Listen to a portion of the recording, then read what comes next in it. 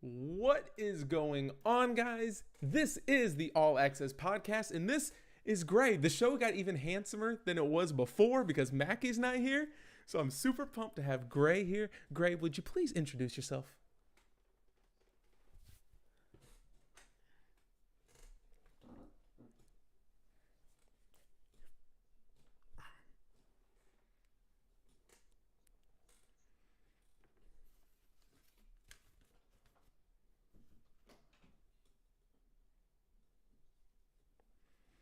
Dude, I am so pumped to have you on the show today to talk. Like you said, there's a lot of big things that have happened all across the state in sports.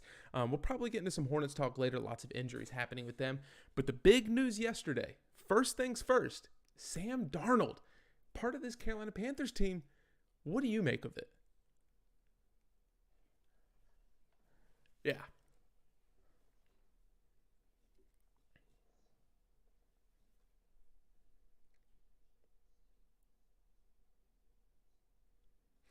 Yeah.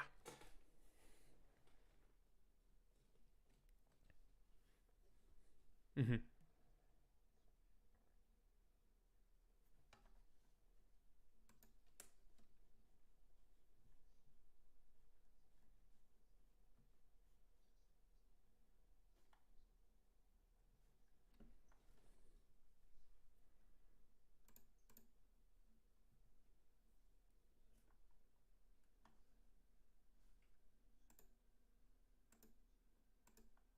and some things to think about that do make this potentially a good move for the Panthers. I think, though, ultimately only time will tell.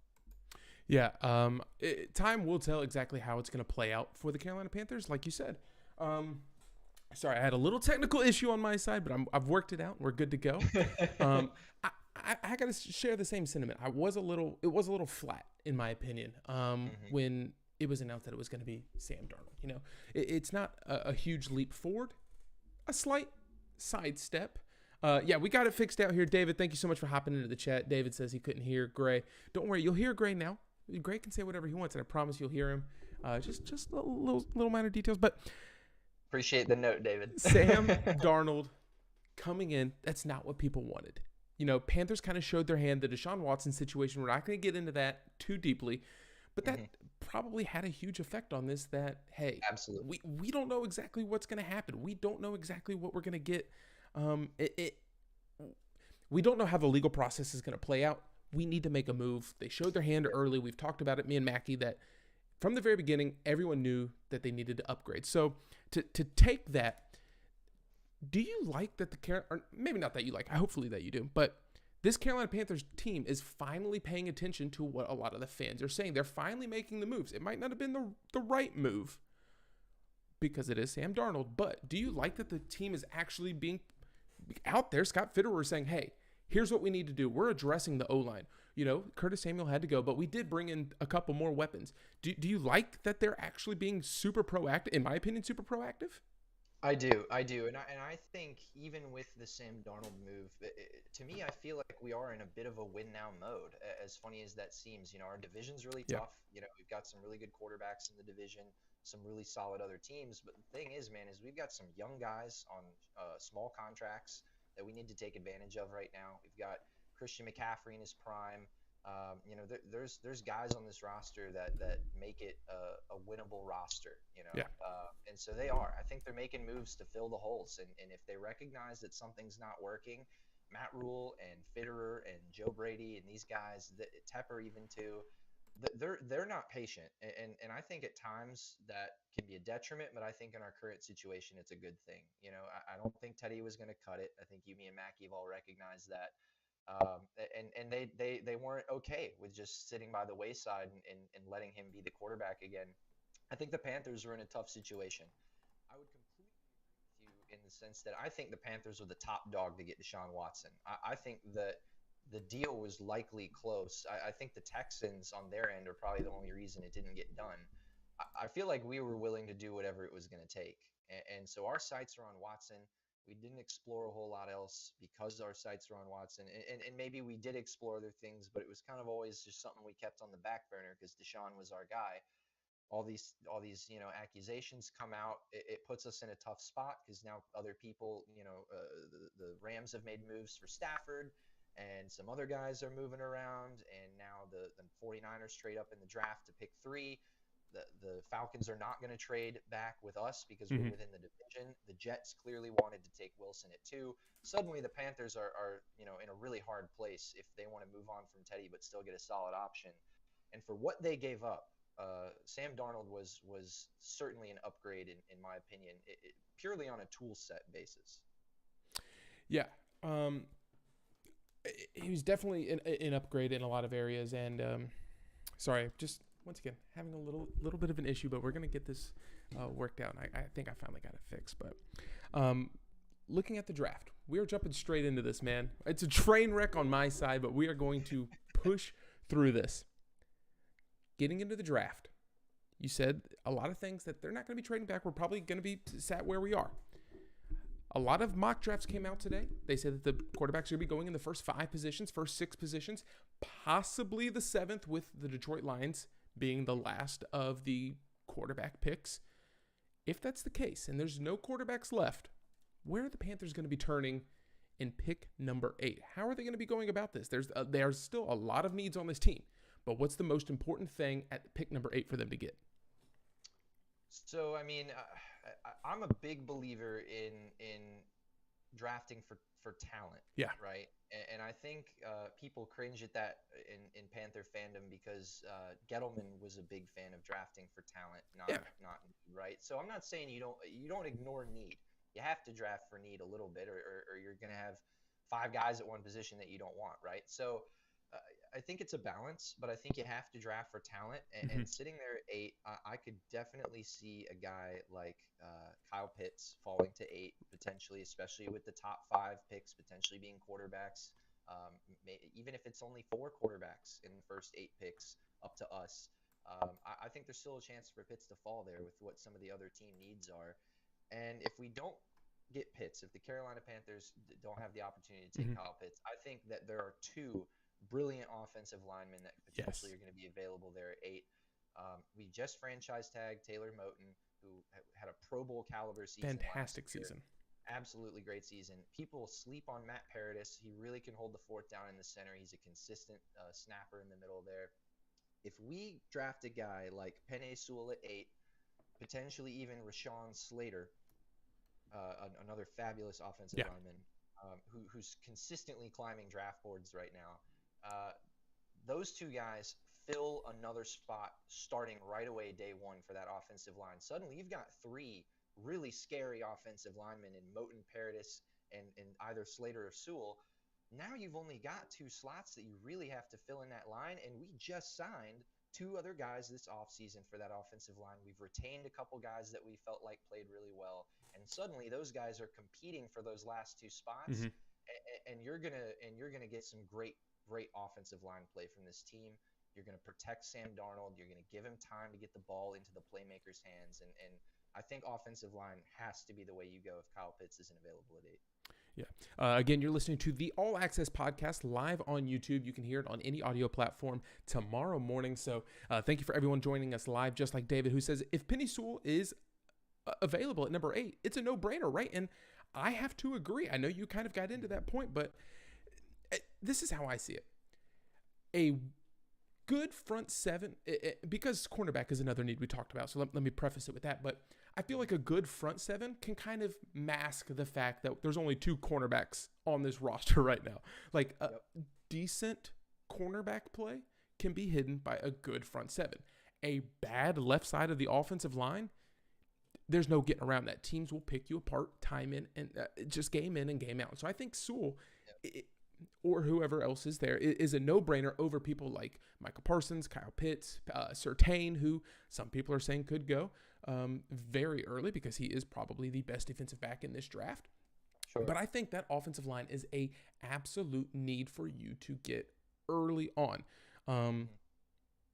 I mentioned. I would say it to you this too, real quick, Bradley. If they don't want to take Sewell or Slater there, which would shock me, it really would. Agreed. And for those of you, I know Sewell's the hot name right now in offensive linemen for high up in the draft. For those of you listening, if you haven't checked out Rashawn Slater, go look at his tape. He played against It's a good. game against Ohio State when Young was there, Yeah. Chase Young, right? Multiple plays in that game, he's going one-on-one with Chase Young and absolutely shutting him out of the game. Yeah. Pancake blocked him on one play. Making reads, man. Chase Young isn't just releasing outside every Yeah. time. He's doing inside releases. They're trying all these things to try to free up Chase Young, and Rashawn Slater shuts him down every time. So check out Rashawn Slater. However, if the Panthers don't go Slater, they don't go Sewell, I think Surtain becomes a really, really mouthwatering prospect there for the Panthers, but I don't think you have to take him at 8. I think looking at some of the teams Really? that come after us, specifically the Broncos, really at 9, Yeah. I think you can trade back. I think you can potentially trade back, maybe gain another asset later on, and take Surtain at 9. It's risky to let him fall beyond the Cowboys. I Mhm. think he potentially does go to the Cowboys at 10 if he gets that far. But if the Panthers aren't serious about beefing up that offensive line or maybe taking a guy like Pitts, I think it's smart for them to trade back, gain some more picks, and potentially go for a guy like Parsons or Surtain maybe 2 or 3 picks later. So would you be okay with them taking Micah Parsons, even though they have a really good front seven, a good linebacking core? You'd be okay with them taking? I know a lot of people wouldn't be, but you say that again, talent. Sometimes you just have to take whatever the best talent is, and that might be the situation if he falls. So I would be disappointed if we don't take an offensive lineman there at 8. So I would ultimately say that no, I wouldn't be super happy with Parsons trading back and Yeah. taking him. I will say though, Parsons is a heck of a player, and that guy is a ball hawk. Super good. He's fast. He's instinctual. I mean, he's one of the best linebacker prospects that this league has seen in probably the last 3 or 4 years. So. Yeah. I think that he's going to make an impact wherever he goes. If that happens to be Carolina, I'm going to support him, right? I mean, we're Panther fans, so at the end of the day, you're going to support him. Gonna cheer whoever they take. I want the best for him. Right.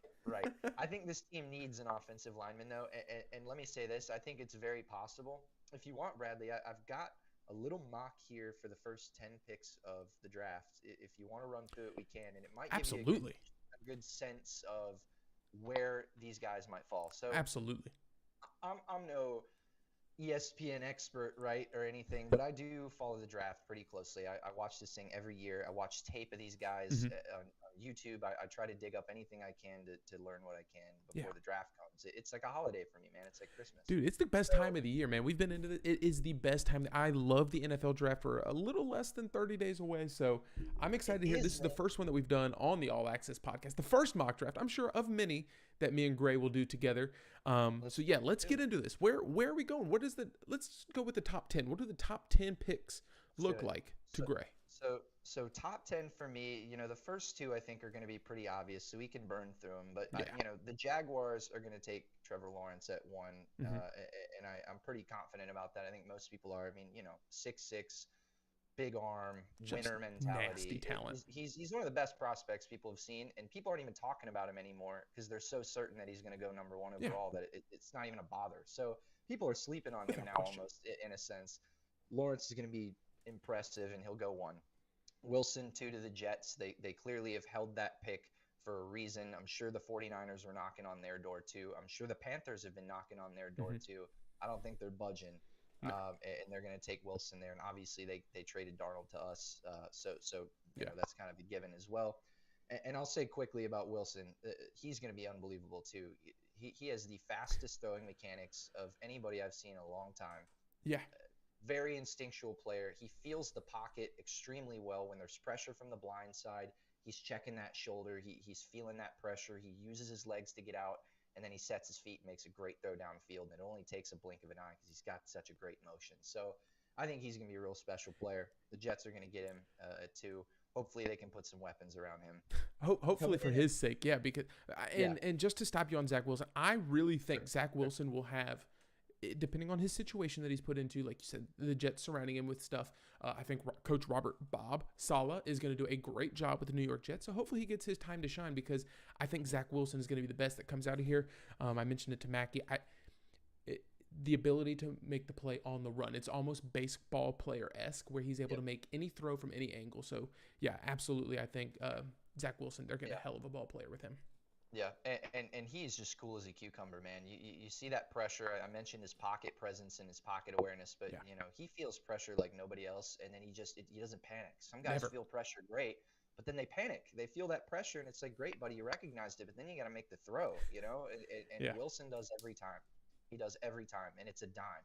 Hmm. And I think he's gonna have a successful career. I agree that Salah's gonna have the Jets in a good way. He's gonna be a defensive-minded first guy, and It's that's gonna be a important strong in team. games. So I hope that he does see a chance to shine, Yeah. unlike maybe how Darnold started his career for the Jets. So uh, coming in at three, this is an interesting one. I've been watching mocks today that Hmm. have Mac Jones going at three, which is I would be shocked. That would be a really interesting thing if the Niners traded up For them that to far. trade up for Mac Jones, Right, right. I could have wouldn't had Teddy. understand.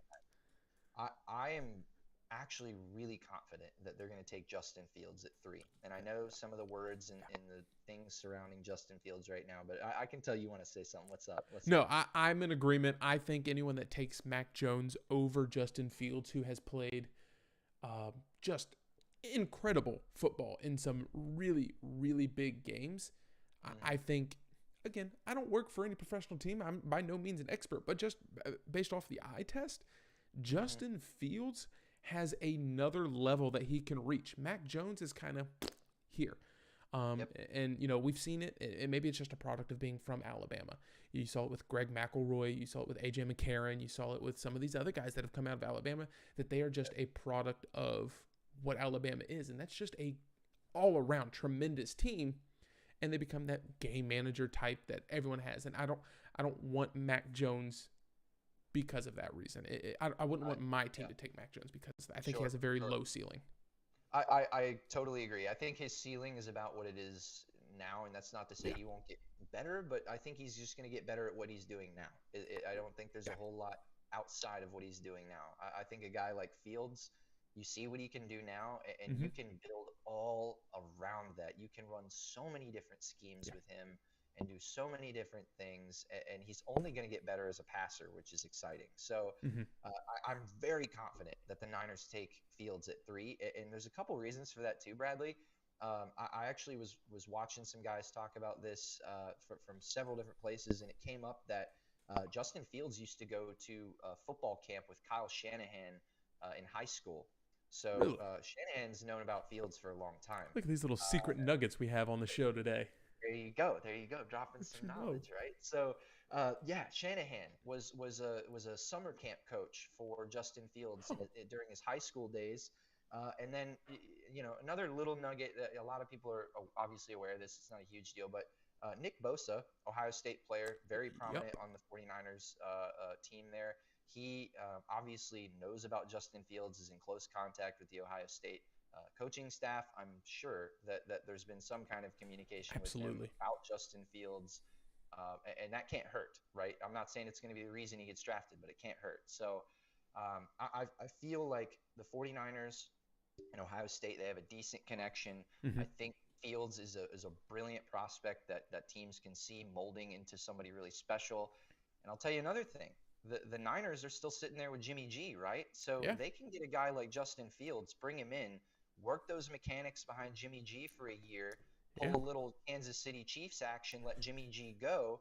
They start Fields after year one, and that kid comes in unbelievable because On he's had a year to fire. develop behind Jimmy G, who has great mechanics, Mm-hmm. who can teach him how to feel that pocket out, and then Fields just gets to add in that natural athletic ability. That I think that could be a really special player for the 49ers there. Yeah, yeah, and I don't think your expectations of what you have to do in a 49ers offense, which maybe that is why they might be looking at Mac Jones, but I feel like you don't have to do a lot in this San Francisco team. Like, they're going to play physical defense, should continue now that Salah's gone, but they're going to play physical defense, and it's a run first oriented offense. You put any quarterback there, they should have a little bit of success.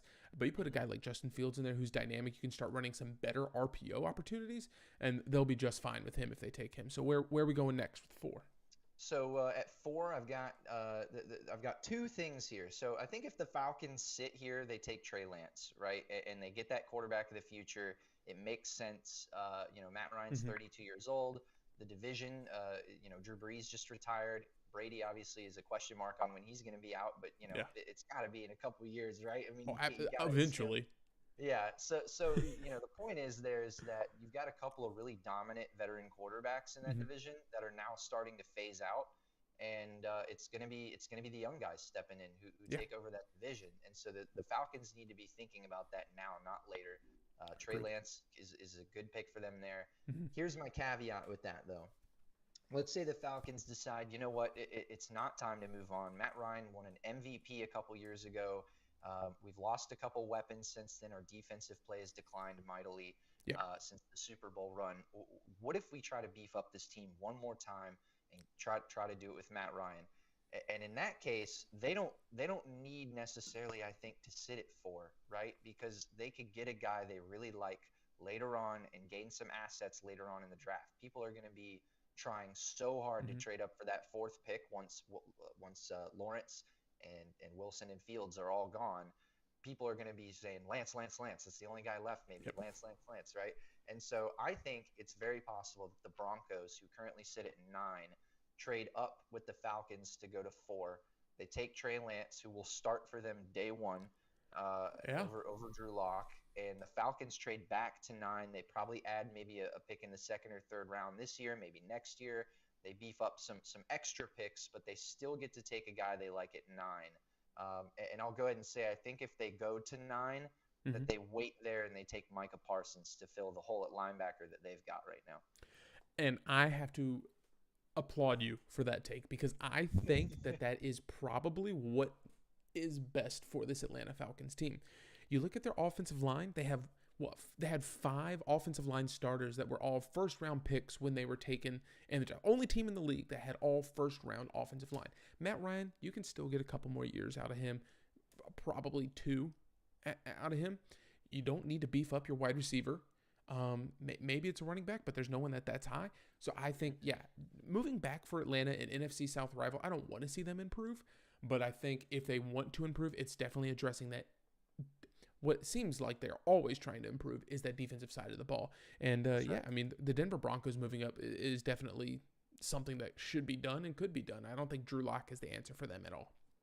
Yep, yep. And I think really the big thing there is, do the Falcons want to take Trey Lance? If Yeah. they do, they're going to take him right there. And if they don't, they would be, in my opinion, a little dumb not to trade back, because there's Mm-hmm. so many people that want that pick 4. A And lot if of you can people. get back even a couple spots, Yeah.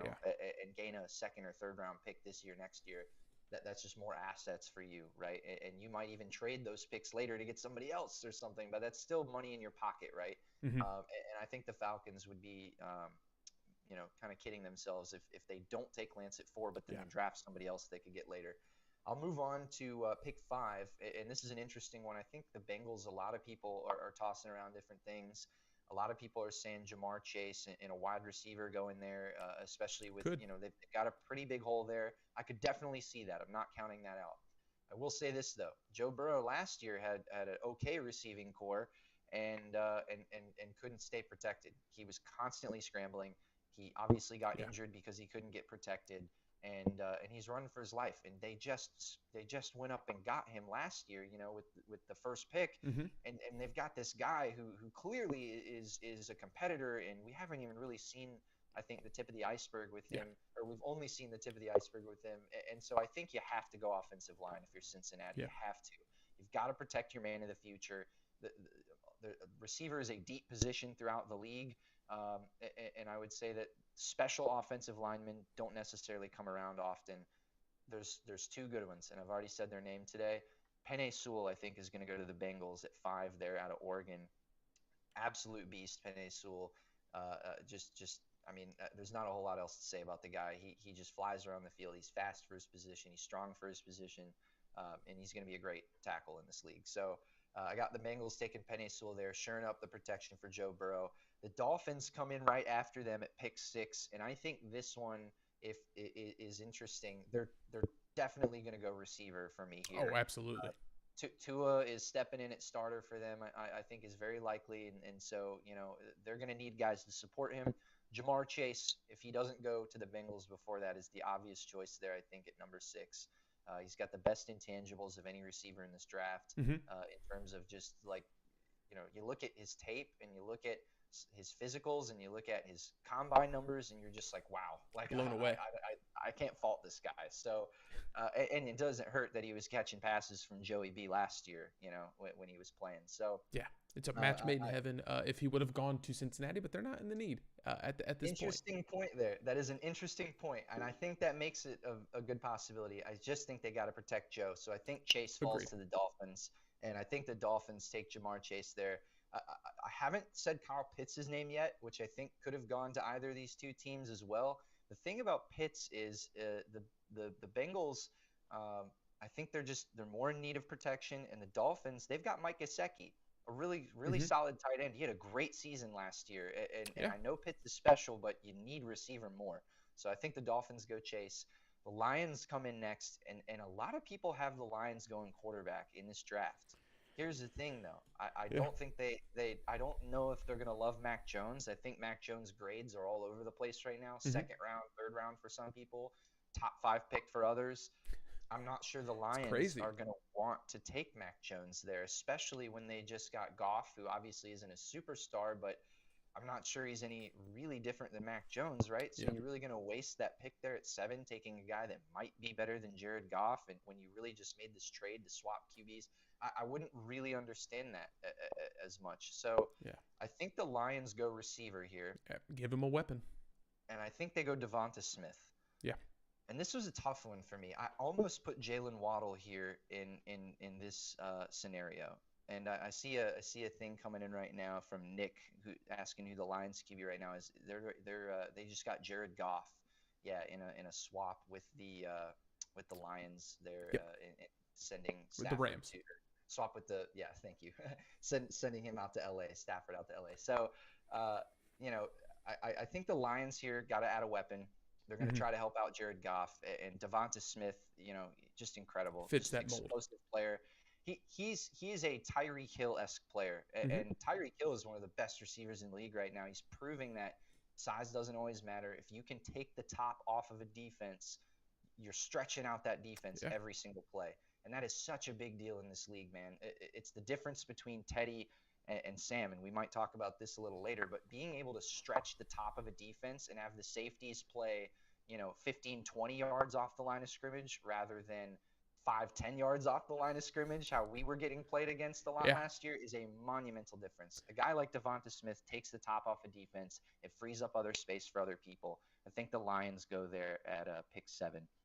And I think I was going to say, I think giving him another weapon for Goff, especially to replace Kenny Golladay, who's now with the New York Giants, I think that's essential. If you're a Lions fan, you're hoping that it's going to be either Waddle or Kyle Pitts. I could see going there as well, just to have that offensive weapon. You mentioned it maybe possibly to Miami.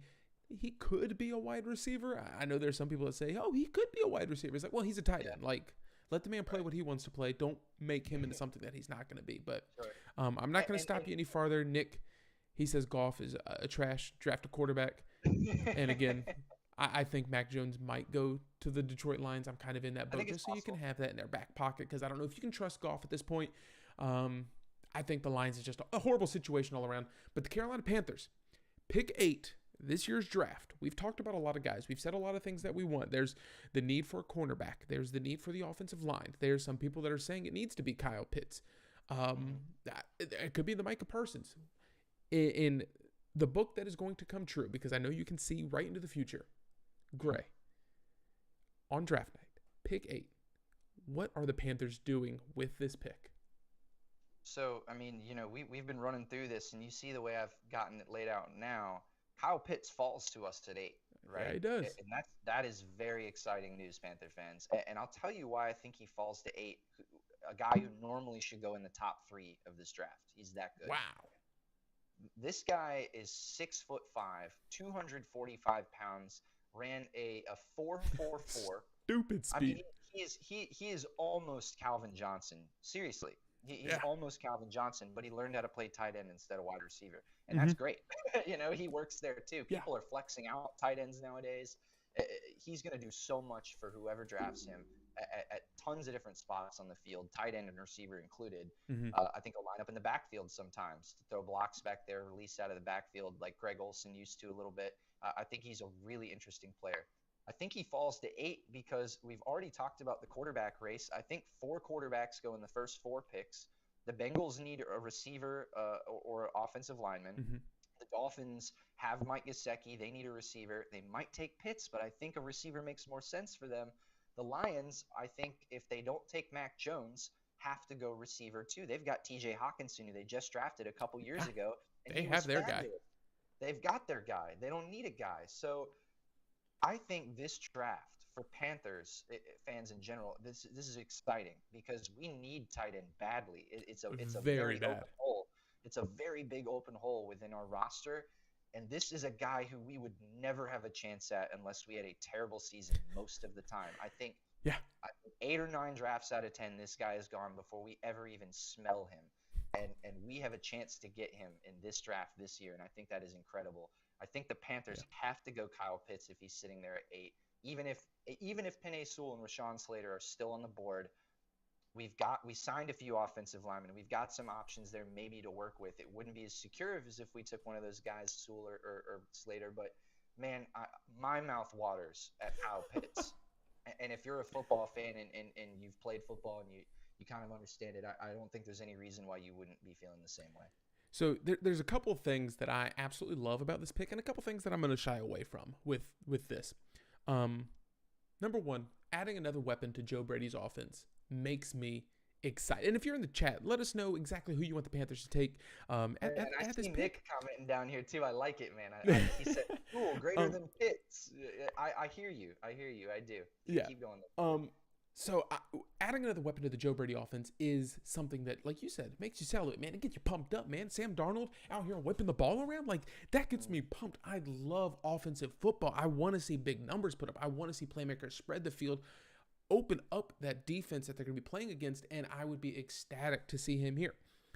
If the Panthers had not have signed a couple of off-season offensive linemen, I would say without a doubt you have to take an offensive lineman. But with the patchwork offensive line that they've put together in the offseason and the absolute abysmal tight end play that we've had since Greg Olsen left, like you said, I think Kyle Pitts is a terrific guy to fit that spot.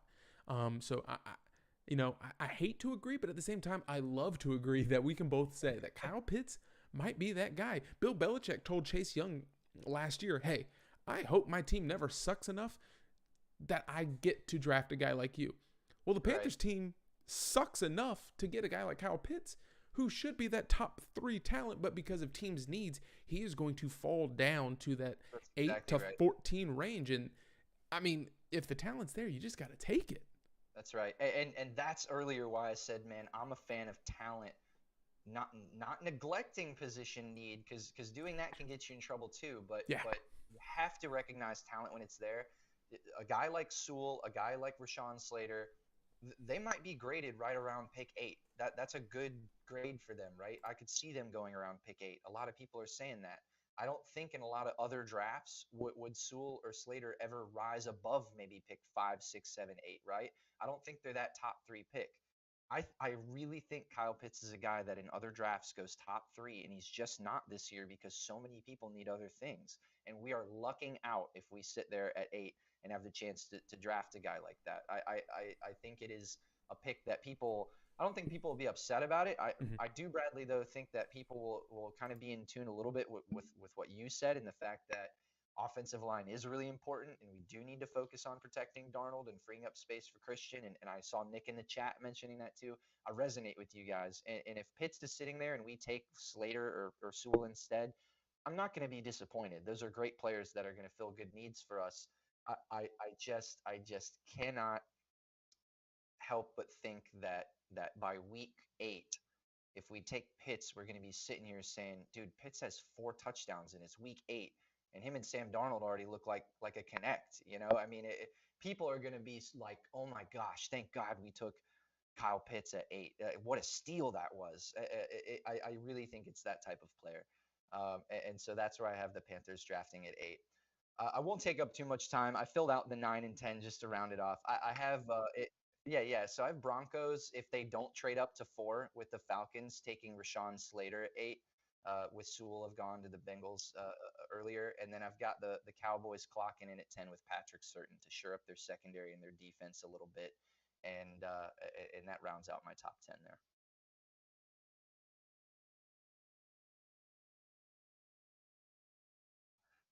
Listen, man, you swap out Mike Remmers with Penei Sewell, and we're celebrating that night, huh?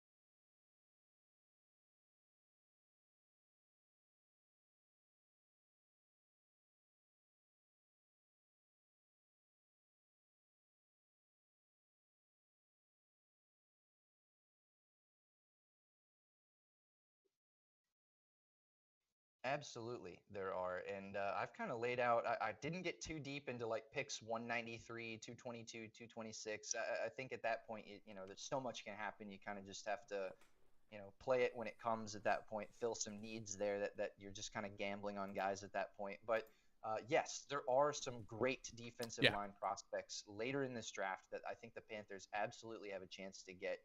And I'll go ahead and say that the first one for me, it's not a D tackle, and I've got a D tackle on this list, so I'll get to that. But it's a defensive end. We could definitely clock in at pick 39 in the second round Oh, wow. and take this guy. Jason Owe from Penn State Hmm. University is an absolute monster on the defensive line. And this guy is phenomenal. If you talk about supplementing Brian Burns with Yeah. somebody else just as fast and scary on the other side, I think it's this guy, Jason Owe. He was, like I said, a defensive tackle out of Penn State. This guy is 6'5", 252 pounds, ran a 4.36 40-yard dash. It's a big old boy 4.36. booking it. That is a big old boy booking it. If you got excited about Kyle Pitts at 6'5", Yeah. 245, running a 4.44, this guy is 6'5", 252. He weighs 7 more pounds and ran a 4.36. This guy can fly. He did 21 reps at 225 pounds on his pro day. Yeah. That's fantastic. So he's not really supplementing that much size for speed there. Like he's a big guy. He's a big guy who can move. I think it's in the second round, man. If we have the chance to take Jason away across from Brian Burns and have two young flyers on the outside, absolutely busting it up out there, we're going to be putting a ton of young pressure on people. We've got Derek Brown in the center. You obviously, we shored up the linebacking core a little bit with Denzel Perryman replacing Tahir Whitehead in the center there. Yeah. We can now move Jermaine Carter to his natural outside linebacker position. Much better fit And for then, him. and absolutely, and then Shaq fills in on the other side. Man, you put Perryman and Shaq and Carter and all these guys together that I've talked about, Away and Burns and Derek Brown. I'm telling you, man, that interior front seven starts to get really scary all of Really a sudden good. for the Carolina Panthers. Yep. Any thoughts on that, Bradley? Before I kind of dive into my second defensive line prospect here. No, just I want to go out, maybe not on a limb, but I just want to reiterate to everyone how much fun it is to watch a big old boy book it down the line, whether an offensive lineman out there lean blocks 20, 30 yards down the field for Christian McCaffrey, or a defensive lineman that is absolutely catching up to a running back or a wide receiver 20 yards downfield. It is so much fun to see that, and that much speed with that much size is something that gets you excited. Like you said, this Absolutely. interior front four, front seven, the inside, I'm excited for. Now you bring in Perriman, Morgan Fox, who we haven't even talked about, who's going to be Agree. a I didn't even bring up Morgan fantastic Fox. addition to this defense. A guy who's trained behind Aaron Donald. Yeah, like we've said it. Like, oh, he benefited because Aaron Donald's getting triple team. Yeah, so what? Like, everyone else should be playing good enough where Derek Brown should be getting double teamed, or Brian Burns should be able to get double teamed a couple of times. Morgan Fox knows how to win his one-on-one matchup, and you can't ask for anything more than that at this point. Just win your one-on-one matchup. Make them draw a double team to you, open up some opportunities for your teammates to make some plays, and this defense will continue to get better as one of the youngest defenses in the history of the NFL now moves forward under Phil Snow. That's right. That's right. And Bradley, we talked about it earlier on the show too, man. But I am a huge believer in winning in the trenches. I Yeah. think good inside play fuels good outside play. You can have all the great skill positions in the world, but if you can't block anybody, you're gonna have no time to get it to them. And same Yeah. on the other side defensively. You can have the greatest corners in the world, but if they've got to cover for 3, 4, 5 seconds, it's gonna be a completion every time. So. I think good inside play fuels good outside play, and I don't think you can go wrong with a guy like that. I know you also specifically mentioned defensive tackle in the chat, David, and Mhm. I'll go to this. There's other guys that we could probably draft higher than this at the specific defensive tackle position, so this might not be the best defensive tackle we could take outside of pick 8, but I have the Panthers maybe considering a guy at pick 113. That's our fourth pick in the draft. Mhm. I believe that's in round 4 there. I've got a guy on my list, Marvin Wilson, defensive tackle out of Florida State, Oh wow. and he is graded as the 8th best defensive tackle in the draft right now by the last mock that I saw, and I think that was specifically from CBS Sports, if I want to say. So this guy's 6'4", 310 pounds. He can move the line. He actually has really quick hands for how big he is, and I think that's pretty important. And the real thing here is I feel like Derek Brown is a guy who kind of just he overpowers people. Mhm. He's pretty quick, but he throws his body into it, and Yeah. that's how he makes his space. This guy complements that a little bit, I think. Marvin Wilson. He's got the quicker hands. I think he's got a little bit of a quicker step. At 310 for a defensive tackle, I would say that's all right. He might be able to put on a little bit of weight there, but this guy's pretty quick. He's got quick feet, quick hands. I think if you match him up next to Derek Brown Yeah. and you have a guy just bulldozing through you in Derek Brown, this guy's gonna this guy you can have this guy stunting off of his back and doing different things to try to free up space. And once he gets a little momentum going, Marvin Wilson can really move. So I think he could be a really solid pick to maybe shore up that defensive line, rotate in with some of the guys that we've already got there. So one thing that we haven't talked about, and I don't know if you have this anywhere on your draft board, but the defensive back position is something that we haven't really talked about yet. Carolina Panthers have Dante Jackson, and to me, that's the only defensive back. Jeremy Chin, if you want to include him, but Dante Jackson is the only guy that I'm confident can say he will be of the starting 11 for this defense or defensive backs next year. Are they going to be doing Sure. anything in the draft in your eyes to address that? Are they going to continue to look at free agency, or is there a guy that you want to see? There's some people saying at pick 8, Surtain might come this way. I believe Joe Horn, J.C. Horn's, Joe Horn's son, J.C. Horn, might be available. He's a top talent. Don't know if that's what they're going to go after in the first round. But is there anything or anybody on your to-do list for this draft? Sure. So, I was trying to be realistic in terms of who would be available at later picks, just because, considering we take a guy like Pitts or Sewell or Slater at pick 8, we're probably not going to have a great shot at a guy like Surtain or Yeah. J.C. Horn. That's going to be a tough get unless we trade up for another selection. I think that's unlikely. So, I think if we go cornerback at Mhm. pick 8, or maybe we trade back a few picks to take a guy like Surtain or Horn, that we could stack up a few more picks later in the second and third rounds to do that. And that would be an interesting choice. I think that, that's not necessarily a loss for this Panther team if they decide to trade back from 8, maybe Yeah. go into pick 10 or 12, take a guy like Surtain, take a guy like J.C. Horn, but maybe add an extra second round pick, or maybe add an extra third round pick to continue to add depth in other places. Um, I have highlighted a couple cornerbacks in later rounds. At pick 39, I think it's very possible that we have the chance to take a cornerback there named Greg Newsome, who's on my radar a little Okay. bit here. I think if we're going to take a corner in this draft, Bradley, it's got to be a guy who's built a little bit more like James Bradbury, right? A bigger corner Physical. who plays physical. Mhm. Not to be slow, obviously. Corner's got to run, but Yeah. you want a guy who can play the jump balls. So you play in a division with Michael Thomas and Julio Jones and drawing a huge. I mean, you blank got right Mike Evans out there. You have Mike Terry Evans, you got thank you. Chris Godwin down Yeah. there. You have a lot of So physical wide receivers that want to jam you at the line. So yeah, I 100% agree yes, that's where you got to yes. go. But you need a bigger corner who can play physical to complement Dante Jackson and Troy Pride, who are a little bit more of a speedster build there. Greg Newsome is 6 foot, 192 pounds, but he still ran a 4.38. So he's got some speed there, got a little bit of physicality at 6 foot, almost 200 pounds. I like this guy. He played for Northwestern in a really tough conference in the Big Ten, going up against some really good offenses and good receivers. Knows how to play in the run game too, because of some of that physicality. I think what he lacks in speed, he makes up for in instincts. He tries to be one step ahead mentally. So I really like Greg Newsome out of Northwestern potentially in round 2 for us. And then I've also got cornerback Aaron Robinson out of UCF.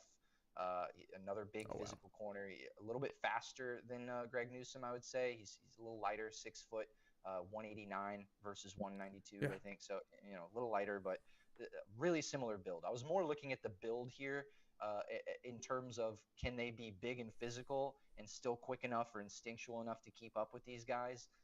I think these are 2 candidates that we could get later, not have to take a corner super high, but still get a big physical corner who knows how to be, mobile with some of these guys.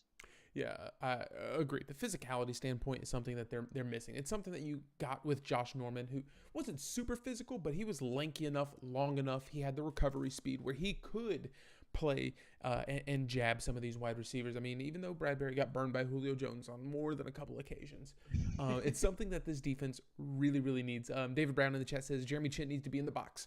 Agreed. But with some of the additions that they brought in, like Perriman, that Gray was talking about earlier, it's probably going to be Chin playing a little bit back and play the safety and let everything be played in front of him. I think if Jeremy Chin did struggle in one area this year, it was one-on-one coverage. Not to say that he did struggle, but that might have been his least effective personality trait or player trait, is him playing one-on-one in coverage. So it'll be interesting to see how Phil Snow gets him involved year 2, because we all agree he needs to be in the box. He is an explosive defensive player, and I want to see him be involved as much as possible making these plays. Sure.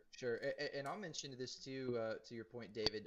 I think Jeremy Chin's play in the box last year was absolutely fabulous. I mean, he's a ball hawk. He forced fumbles. He played so much bigger than he was, but he's fast. He did so many things for us in the box last year, especially making up for where we were lacking in other areas. Obviously we had Tahir Whitehead not really live up to a lot of the expectations I think some people had for him. Not even close. Although I wasn't super hot on him to begin with, but that's another story. No. But I think Chin was having to fill a role that was new to him, and he did a fabulous job.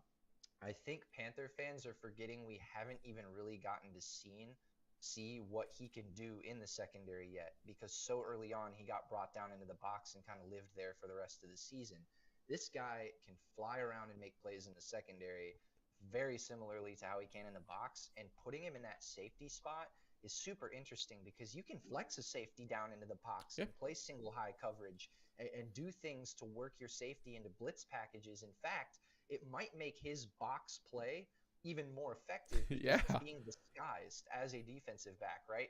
People aren't going to be looking at him as much, tagging him in blitz packages because he's a defensive back. But if you can find ways to disguise him attacking the ball and attacking the quarterback, that becomes equally as scary of a weapon to use defensively. And I'll tell you this too. Let's say we draft a guy like Jason Oweh to complement Brian Burns on the opposite side. All of a sudden you've got Brian Burns, who everybody knows what he can do. He's fast. He plays on the ball really well up front. Jason Oweh, we just said 252, 6'5", ran a 4.36. He's flying off your opposite edge from Brian Burns. You have Derek Brown chewing up the middle. And how about Jeremy Chin coming off the side from a blitz package safety-wise? And, dude, I don't want to play that defense all of a sudden, right? I don't want to play that defense all of a sudden. That's scary. Yeah. Football's one on the defensive side, and it's one in the trenches. And I think if they can add another guy to that defensive line and flex Chin down and play him around like he's kind of meant to play from that safety position, man, I really think that defense starts to get a lot scarier than people think. I 100% agree, because it's something that I brought up, and I know it's only 2 instances when I say this, but you look at the Chiefs and you look at the Bucs, the 2 best teams in the league, far by most people's standards this last year. Sure. That defense is built in that orientation where, hey, we want a really good front seven. We want a dialed-in pass rush. And our cornerbacks, our defensive backs can be aggressive, they can play fast, and we're willing to take some chances because we are willing to bet that our defensive front is going to get the pressure in. And if this goes to plan like you're saying, and Brian Burns has some people to accompany him on this front line, and they can get that pressure, then I feel a little bit better about the defensive backs positions and the defensive back play because, a good front seven will cover up a world of hurt that's going to be happening back there if they don't address that situation. So, Yep. yeah, I'm in the same boat with you. Shaq Thompson is no, I'm not even going to finish saying that, Nick, because that is not true. That man would kill me 10 ways from Sunday if he ever had the opportunity to hear me say that. Granted, he's probably not watching, but he would kill me. Shaq Thompson. This is going to be the last thing I probably say about this Panthers defense here. Shaq Thompson is a guy that originally came in as an outside linebacker, had to adjust to be a middle linebacker, kind of the shot caller this year. What about bringing in Micah Parsons at the 8 pick, putting him and dropping him right in the middle, and then kind of shifting Shaq Thompson back out? That will address some need on the defensive side of the ball. And is there a positive spin to that if that is the case? Sure, sure. I think there's a positive spin to that. I think Shaq belongs on the outside. He's not meant to be an interior linebacker, and he doesn't cover like an interior linebacker in pass coverage. I think that's where people maybe need to look the most at this. It's not that Shaq can't play the run in the middle, and I think it reflects that way because of how much he can struggle in the center and pass coverage. When you're so worried about making up for your inability to cover in the pass, then you start to not be able to stop the run either because you're focused on stopping the pass, right? And you're half a step late to the ball because of that. So I think it would be great if Parsons were to be able to fill that hole in the middle and maybe flex Shaq out to the side. I will say this, though. I feel like the Denzel Perryman sign was very much so to try to fill that hole. Mm-hmm. If we were to take Parsons at middle linebacker, it would make me curious as to if we would potentially explore a 3-4 system again at that point. Oh, wow. I don't know. I doubt it. We're building towards a 4-3, and I prefer a 4-3. But Agreed. It would be interesting to see them sign a guy like Denzel Perryman and then draft Micah Parsons and see what that competition looks like, because both of them obviously can't play. Does that mean that Carter doesn't play on the outside and maybe they try to make Denzel Perryman an outside linebacker, or maybe they try to flex Micah Parsons into an outside linebacker. Who knows? But I think if they were to take Parsons, there would be some decisions to be made and maybe some competition to be had for that linebacking spot. Yeah, it'll be interesting to see how this plays out. We have plenty of time to talk about it as we do get closed in on this draft that happens at the end of April. I love the draft. That's all I'm going to say. That's period. Me and Mac, you were talking a few years back about some of the crazy things that have happened. Maybe there's something crazy that happens. The Minnesota Vikings, I'm sure you remember, Minnesota Vikings didn't get their pick in time, and the Carolina Panthers were able to jump them in the draft a few years ago. It's a fun time. It's wild. I'm sure this isn't the end of the NFL draft season. It's not going to happen exactly as it is now. There will be more trades to be made. Sure. If a quarterback does drop to that 8 spot, say, for instance, it is Zach Wilson. Wow. Yeah, that'd be interesting. Because some people are saying, hey, Mac Jones is going to be that guy for San Francisco. Hey, Justin Fields is going to be that guy. Trey Lance is going to be that guy. We mentioned it, one of these guys is going to be left out of those top 4 spots and fall to either 7 or to like that 10 range. If it is anyone other than Mac Jones, do you think the Panthers give it a slight bit of consideration to bring in another quarterback to join literally 6 other quarterbacks that they have on this squad right now with Tommy Stevens, PJ Walker, Teddy, Sam Darnold, and Will, everyone that they have? Do they give it a second thought? I think they only give it a second thought if it's Fields, Wilson, or Lawrence, which I don't think it will be. I think we're talking a bit of hypotheticals now. Oh, absolutely. I think that Lance is an interesting one because I'm not sure how serious the Panthers were about Lance. I think they would have been had the Falcons not had the 4th pick. The Panthers aren't going to be willing to trade up with anybody else after the Falcons because they're worried the Falcons are going to take Trey Lance. So I think Lance would be the only other name there that they'd really consider at all. I don't think so. I think if they're gonna make the move they did for Darnold and stay at 8, I think they got to go somewhere else with that pick. I think you're reaching, honestly, for most people besides those top 4 quarterbacks that I just named. And my radar on Trey Lance has been very interesting. I'm not super sold yet on him, actually. He Yeah. didn't play that many games in college. He played in a league that obviously is a much less competitive than a Division I college football Yeah. and Power Five conferences. With that being said, so Lance has a lot of talent. He's got some intangibles that I think are really nice. Has he been tested enough yet? Do we really feel great about the fact that he can stack up against the best of the best week in and week Hmm. out? I don't know. I'm not sure. So for the Panthers to risk that at 8 with, like you said, already 4 quarterbacks in that room, uh, I don't see that. I'm not sure I see that happening. Gotcha. Well, like I said, we're going to have much more time to talk about that in future episodes of the All Access podcast. It is almost time to be wrapping up the show. We don't want to take up too much of your time, guys. We've been on here for about an hour today talking about the Carolina Panthers. Is there anything else going on in the world of Carolina and Charlotte sports that we need to get into right now? David Brown does say, if we're truly in a win now mode, you cannot take a quarterback after we get Darnold. And I would have to agree with that. I think the Carolina Panthers are win now. That defense is set up to allow us to win now, or within the upcoming seasons will be win now, especially going back to the point that you said that, hey, a lot of these quarterbacks in the NFC South are aging out. The Panthers' opportunity to seize the NFC South is right now. So yeah, if we're in win now mode, that's what it is. We've got a young roster ready for it too, man. We've got a young roster ready for it too. Yeah. So anything else happening in Charlotte and Carolina sports that you want to talk about before we get out of here? Man, I had some notes on Sam Darnold that we didn't get to, and I kind of want to say just a couple of them. If you got absolutely, dude, I am all about talking about Sam Darnold. If you want to sit around, if you want to listen, let's build a campfire. Let's go get some s'mores, grab a couple 6-packs, because we're going to talk about Sam Darnold if you want to. We're gonna have a little nitro campfire discussion here on Sam Darnold. I know we're running almost an hour here. Don't want to keep anybody waiting too long, but dude, Sam Darnold. I mean, gosh, like you asked me early on how I felt about the news. Yeah. And I told you early on, reacting to it right away, I was disappointed. Upon further reflection, I think there are things to consider and things to be interested about. Right. I would say initially my hesitancy with this is I have actually been. Sam Darnold's been on my radar a long time. When back going to not the year he played at USC before he got drafted, but even the year before that, I was actually tuning into him college football on game days a little bit. Yeah. And for me, man, in college he turned the ball over way too much. He led the NCAA in interceptions the year before he got drafted, which blew me away that he was able to do that and then still get drafted as a lottery pick. That's unbelievable.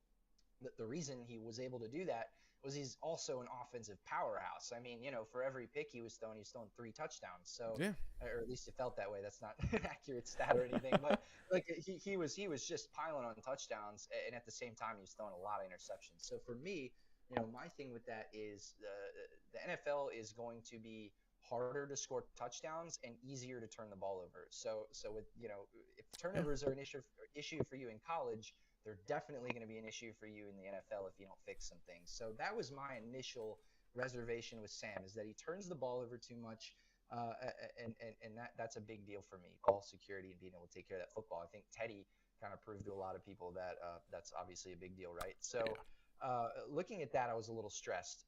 The other thing I was stressed about is this guy, if we take his player option, which we are, it's an $18.8 million cap hit next year.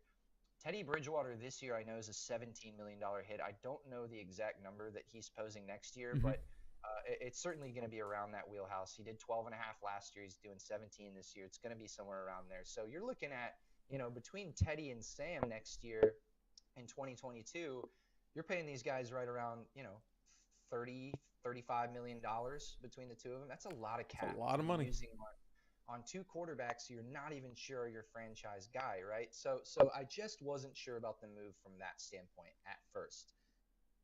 With that being said, Sam Darnold is a guy who immediately changes our offense in a way that Teddy simply could not do, and that is he takes the top off the defense. Agreed. And that is a humongous deal. I mean, when you have to have those safeties defensively understanding that at any moment that ball can go over their head for an 80-yard touchdown, it changes the way you play defense. And teams last year against Teddy, they played nose down, hard to the line of scrimmage. The safeties would clamp down on us all the time, and it gave the Panthers no chance to get anything free towards the line of scrimmage because the defense knew that the ball couldn't go over the top. It wasn't even a concern. It's not that they were shutting it down. It wasn't even an option. Yeah. And so that changes the way that teams get to play defense against you. And Sam Darnold suddenly challenges that ideology, right? You have to back your safeties up at times, or you have to have somebody aware that a ball can come over your head at any moment. And that's going to free up so many things for guys like DJ and Robbie and Christian and a guy like Kyle Pitts underneath because of what Sam Darnold can do with his arm strength. I'll also say this. Sam Darnold played for the Jets, obviously a garbage organization over the last couple of years. People talk about the fact that Sam Darnold for us could be great, and we just don't know it because he's been playing for such a bad team. For the Jets in his career, he had 13 wins, 25 losses in 38 games played, through almost a 60% clip, 45 touchdowns, 39 picks, so he at least went over 500 there. 78.6 rating, which is not good, but again, playing for one of the worst teams. I'll highlight this stat in particular. He was sacked 98 times in 3 seasons for the Jets. That's a lot of sacks. That's a lot of hits. That puts you in the top 8 getting sacked in the league each year if you average that out. So he's getting sacked a lot. There's pressure in his face all the time. His best season for the Jets was 2019. He was 7-6 as a starter that year, had a 61.9% clip completion percentage there, threw for over 3,000 yards, 19 touchdowns, 13 picks, but he was sacked 33 times that season. That was an average of 3 per game, and that was 4th worst in the NFL that season. That's just terrible, and that's his best season, right? And that's not his fault that he's getting sacked. You can go watch clips of Sam Darnold being mobile in the pocket and moving outside the pocket and making throws on the run. He totally has the ability to do that. He's not even getting the chance to do that because he's getting sacked so quickly playing for the Jets. Might I add? Please add. The starting receivers that Sam Darnold has had. Not good. In here. Starting in terms of at the beginning of the season with no injuries. Bashard Perryman, Denzel Mims, Jamison Crowder, Robbie Anderson, Demaryius Thomas, Jermaine Kearse. Those are the receivers that Sam Darnold has had to work with. I mean, just Robbie Anderson's the best name on that list, and he's on this team. Just fantastic talent. And one of the things, and you mentioned Robbie Anderson, and Sam Darnold's ability to take the top off of defense, as you said, that's what made Robbie Anderson. People thought he was only a go route kind of guy. That's all he can do. He's a one-dimensional wide receiver. Just send him and go. Wind him up and let him run down the field. And that's what people were saying. That's all Robbie Anderson can do. He's not going to be able to do that.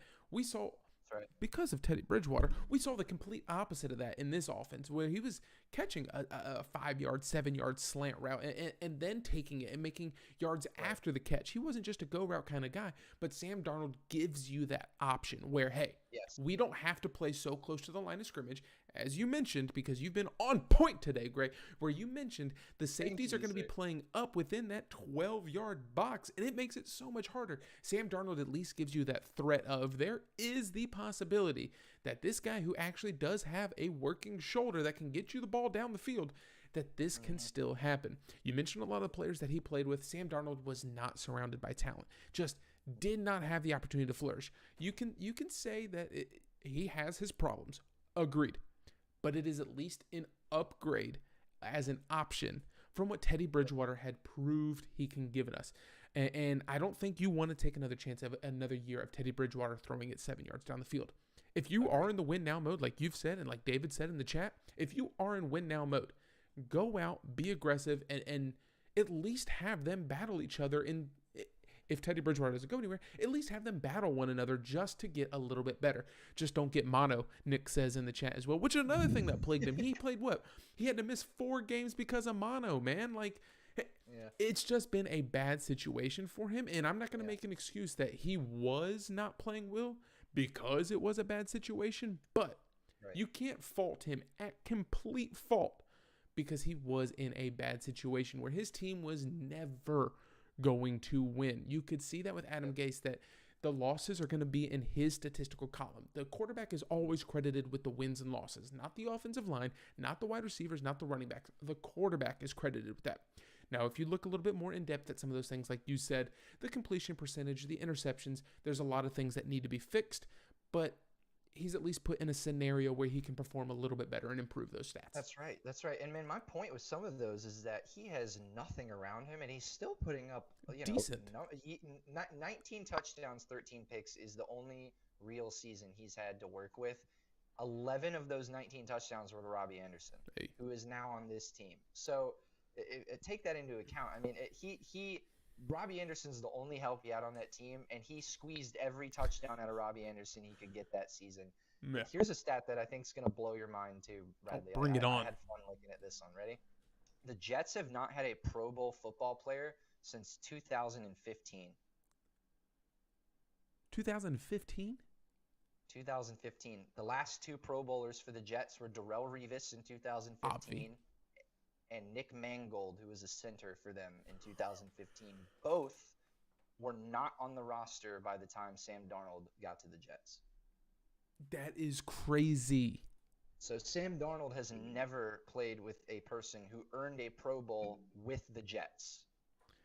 That is crazy that a team can allow, or a team can go that long without getting a Pro Bowler. I know it is a little bit of a talent and a popularity contest because it is fan voted, but at the same time, you realize that you're in a New York market. And I was going to say, you have one of the largest fan bases and markets not voting for you, though. That speaks volumes over how bad this team could actually be.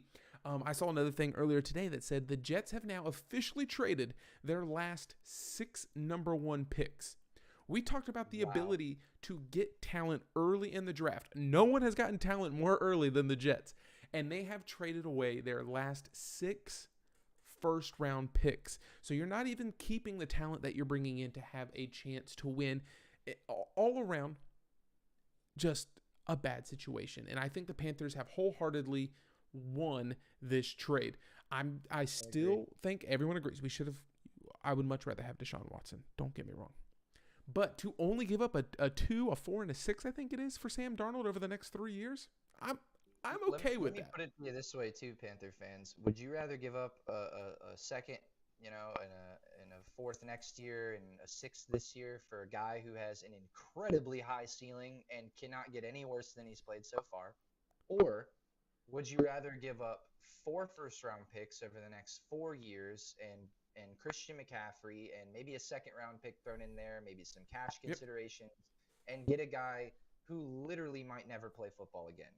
Just being honest about it. If we'd have made that trade a week before all these allegations come out, we have given away years of our franchise for a guy who might not play football. So this is a absolute humongous win over potentially throwing away our franchise for the next 4 years for a guy that we had no idea potentially could be going to jail. So, and I'm not trying to say that he's going to. I obviously I'm not talking on the legitimacy of those allegations, but I am saying I don't think he's going to play in the NFL until they get solved. And once they get solved, if he gets convicted of those allegations, he's never going to touch the field again. So it's just it's interesting. I think that overall, if you look at what could have happened versus what did happen, this is a win.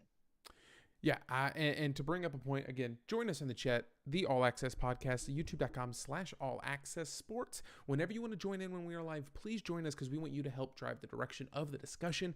David says he's only 23 as well, which makes him officially younger than Joe Burrow. He is very young and has years, quote unquote, years of experience in the NFL. He's been adjusted. It takes people a while to adjust to the game. I don't know. I didn't play, but I've heard it takes a while to adjust to the game, to get up to the game speed. Well, Sam Darnold has had that opportunity. He's been getting, like you said, sacked over 90 times in the last 3 seasons. He's had to play at an accelerated rate and make decisions at an accelerated rate because he knows, hey, 2.7 seconds, that's all I have to get rid of this ball. Yep. Now maybe you can have 3 seconds and make a little bit longer decision to pivot from going from one option and Robbie Anderson on a go route to find CMC on the wheel route, DJ Moore on the curl, Pitts on a slant route on the side. You have a lot of options, and I'm excited to see what it is. I wasn't excited because I still think the top end quarterbacks in this draft could be better than Sam Darnold, but I'm coming around to it. I'm starting to understand why, and I'm going to look at the positive side. I'm an optimist. I'm going to look at the positive side, and I think there's a lot of good things to hope for with Sam Darnold coming in.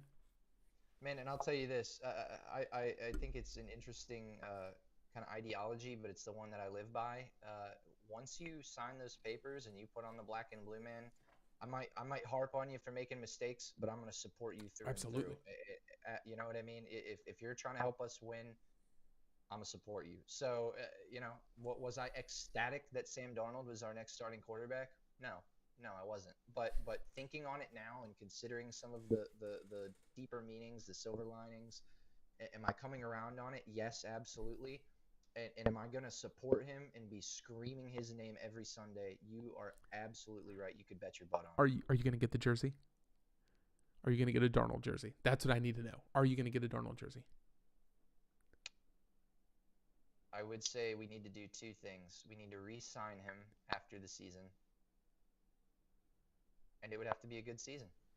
Okay. I'll agree to that one then. I'll be fine with that. But yeah, I'm in the same sentiment, man. I think we'd have to be playoffs or just missing playoffs. Like I think if I think it's gonna be an obvious judgment, really. It's gonna be, oh, yep, he's looking good and he's got the weapons and we're really rolling and we might compete for the NFC South in the next year or two. And it might be, man, he is turning the ball over left and right, and it is just like the Jets, and that sucks. Oh well. Yeah. There's a lot of different ways this can go. I would rather take a gamble with a new guy and be disappointed than to stick with the same old and expect to be disappointed with the outcome, because that's just how the last bit of the season played out. But hopefully a healthy CMC, a healthy defense, a lot of young people on this team altogether, they can really threaten that NFC South, like you just mentioned, and I think that's just look ahead. Best weapons Sam Darnold has had in his entire career playing football. At USC, I think the best receiver he had was, I think, Juju played there at the time. So Juju Smith-Schuster, obviously a good receiver now, but had a pretty low year for the Steelers this year. I think if you were to say that Sam Darnold's got Robbie, DJ, CMC, you add Kyle Pitts to the mix, that's the best tool set he's ever had. Yeah, I think he is set up to be able to have his best year yet, especially with this coaching staff. Joe Brady, a real off season with a quarterback. I got to remind everyone that Teddy didn't have that full off season. CMC was down. I think you have a full off season to get attenuated with the coaching staff, and I expect big bright things with Sam Darnold and this offense. Real quick, last thing. In my opinion, unless you have anything else to add, I'm more than happy to keep talking about sports. That's the last thing I wanted to touch on. We hadn't really talked about Sam yet, and I was hoping to. So yeah, dude, I'm satisfied. We're gonna continue to talk about Sam Bradford, or not Sam Bradford. God, please do not bring in Sam Bradford. Sam Darnold, same team, wrong name. Sam Darnold. We will have plenty of time to talk about him. Don't forget, every Sunday, Monday nights, usually 8 o'clock, we'll be live, and I'm sure we'll get into some more Darnold talk. I can't wait, by the way, for that Darnold and Arnold connection. Don't forget, the Panthers did sign Dan Arnold in the offseason to hopefully fill some tight end gaps there. But I forgot what I was going to say. I was so pumped up about Dan Arnold all of a sudden. I forgot what I was going to say. We're just gonna move on. Pretend like I had something insightful to say. I've got a fun little query for you. Yeah. And for you Panther fans, if you're in the chat, hit me up with what you think's gonna happen too. Okay. So we've got DJ Moore, right, on the roster, wide receiver. Right. Yeah. So we just signed David Moore, also wide receiver. What is their name gonna say on the back? And specifically, will DJ Moore's jersey say DJ Moore on the back? That would be so sick to have a full DJ Moore jersey. You see what I'm saying? Because typically in the NFL and in sports, if you have a last name that's the same as someone else, then use the first initial. But if the first initial matches, which is the case a lot of times with like twins and stuff, they use the second initial. Like take the Hornets, for example. I don't know if they do this for the Hornets, but when they played for Nevada, the Martin twins were C.A. Martin and C.O. Martin for Nevada, right? So my question is, will DJ Moore and David Moore be DA Moore and then literally DJ DJ Moore Moore. on the back of his jersey? That would be sick. I would be so pumped for that. Well, I feel like that didn't happen too long. It might have been the Giants. I think when they had Steve Smith was their wide receiver. I feel like they had an ST Smith and an SH Smith or something like that. But dude, the DJ Moore full jersey. His full name. I don't know if anybody in NFL's history has actually had their full name on their jersey. Yeah, that's awesome. I'm hoping for that. Dude, I hope so too. I would buy a DJ Moore jersey just to have DJ Moore on the back of my jersey. I'm gonna start tweeting at him tonight. If y'all see All Access tweeting at DJ Moore, I'm gonna schedule a tweet now until the start of the season when jerseys are released. I'm gonna say, hey, DJ, listen, hear us out. Gray had a good idea. He just full name. He tweeted yesterday, 2 days ago. You know how the NFL might do this number change thing where receivers can be like 1 through 10 now and stuff like that. So he said, should I switch back to 2 because that was his Maryland number, and you know everybody was talking about it, blah blah blah. Well, I shot into the comments and I said, with David Moore's arrival or something like that, are you going to be DJ Moore on the back? And for no reason, it got like a pretty good amount of likes and like some retweets and stuff. Like Panther fans are clearly seeing it and being like, oh yeah, like DJ Moore, like it was. Yeah, that's kind of funny. Oh, that's awesome, man. Yeah, I don't think a lot of people have put enough thought into it. There's been a lot of signings this offseason, so I think David Moore's kind of the forgotten piece at this moment. Like you'll see a lot of graphics pop up, and people are like, "Oh yeah, Dan Arnold, they got him. Oh yeah, CMC's healthy again. And who's this 84 over here? I don't recognize him." And then you realize it's a Photoshop picture of David Moore. So, oh man, I'm excited. There's going to be so much happening this year for them. In the chat, we appreciate you guys, man. This is my first time on with Bradley here, and to get some good feedback on the episode, I definitely appreciate it. Yeah, thank you for everyone hopping in here. I saw a lot of people in here tonight. Again, David, Nick, I know y'all have been in the chat all night. Kristen, you were in here a little bit earlier. Stay grinding, JM. Thank you so much for hopping into the chat. We really do appreciate it. You can always help us drive the direction of the episode. If there's anything you want to hear us talk about, find us on Twitter at AllAccessCLT. Find us on Facebook, Instagram, wherever you are. I will be sure to follow you back. Me and Gray will definitely be following you back and hitting you up and let you know. Krusty Craig hopping in and saying, go Thurs. Craig, you're jumping into the end of the episode, but you can catch it back because we're putting this and uploading it live. Or we're not uploading it live. We're uploading it after this episode is done. So catch it on YouTube. Man, it's been a day. But that's all that we have for now. This is the All Access Podcast. We will be back here Thursday night, 8 o'clock, and it's going to be awesome. Great. Thank you so much for being in here. It was awesome, and I hope we can have you on here a whole lot more because it's going to be awesome. Man, it was an absolute pleasure, and please let me know anytime you're talking sports, Panthers, Hornets, doesn't matter, man. I'll hop on and we'll chat about it. Heck yeah, guys. Well, thank you so much for hopping into this episode.